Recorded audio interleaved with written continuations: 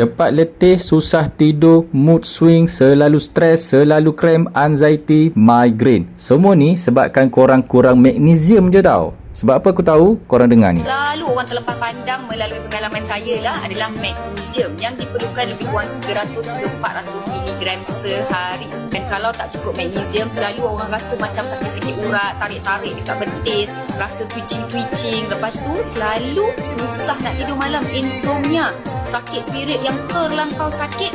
Jadi pastikan cukup sumber magnesium yang anda ambil saban hari. Yes, itu by Dr. Mala sendiri yang cakap. Dan kalau korang mencari magnesium, korang boleh cuba Vitpro ni. Yang ni ada halal, ada stiker original, korang jangan risau. Ada 60 kapsul dalam ni, senang je nak konsum dia. Untuk dewasa, ambil 2 kapsul 2 kali sehari berserta dengan makanan lah. Korang kena makan. Antara kapsul tablet magnesium yang termurah tapi yang paling ramai orang repeat order dekat beg kuning. Alright, kalau korang cari dekat farmasi mungkin harga dia tak sama. Yang ni memang stiker original yang by KKM punya tau. Lebih testimoni korang tekan dekat beg kuning. Korang tengok semua review daripada customer-customer yang dah feedback. Baca dulu baru korang beli.